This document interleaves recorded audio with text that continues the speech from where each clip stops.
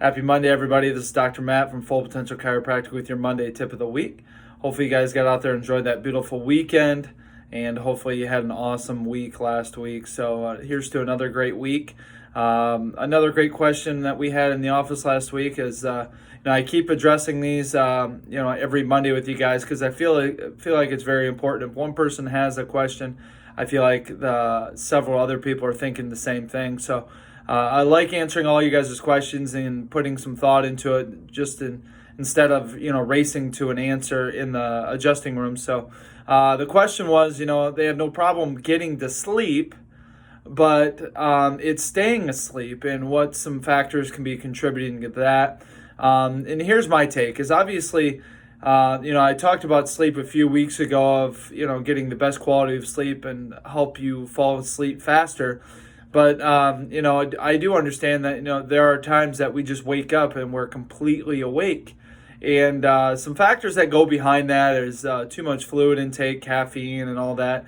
So as I unpack these are just some quick tips I have for, help you getting back to sleep or getting back on track with sleep. So, of course, we tell you and recommend that we, drink at least half your body weight in water. Now, I would recommend that you front load that during the first part of your day. So what do I mean by that? So if I weigh 200 pounds, I need to drink 100 ounces of water. So I need to try to drink a lot of that 100 ounces of water at the front of my day. So as the day goes on, I taper off as I'm in my fluids. So I'm not having to get up at night and use the bathroom. Okay, so there's one tip of not having to get up and break up your sleep. The other thing is obviously caffeine. So I'm guilty of it just as anybody else, but limiting your caffeine intake after 12 o'clock in the afternoon, because that will also throw off your sleep cycle. And caffeine has a different impact on everybody. So for me to say you should have this much or not as much as this or whatever would be wrong, but everybody's body is different when it comes to caffeine. So just be cautious of that. And then another idea is, then they mentioned that, sometimes my mind can't just shut off, right? I'm so mentally tired, but I just have so many thoughts going on. This is something that I do every day, and it's journal. It's getting the ideas and thoughts that you have in your head and transitioning them onto paper. So there's definitely research involved with, putting all your thoughts on paper, where it's you're transitioning out of your head and onto paper so that you can get them off your mind and into a plan. Okay, so why is that important? Because then you can take your mind, off those racing thoughts and put them on paper so you don't have to keep always thinking about them because you're afraid of losing them or you're afraid of not doing the right thing. It gives you a way to write things out and give you a general idea, put your mind at ease.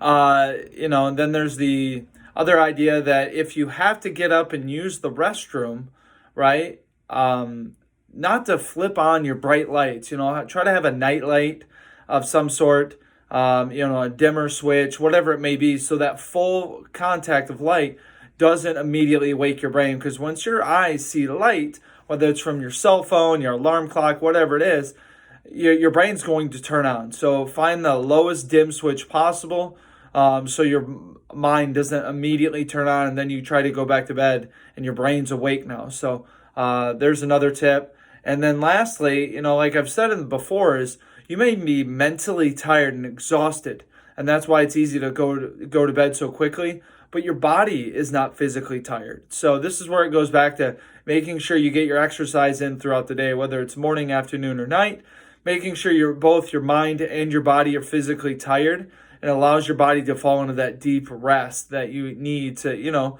restore and heal your body properly. So hopefully these tips help you guys out. If you guys have any more questions, keep them coming. I greatly appreciate them, and I'm sure everybody else does because they have the same questions that haven't been answered before. So hopefully you guys have an awesome week, and we look forward to seeing you in the office. Have a great Monday.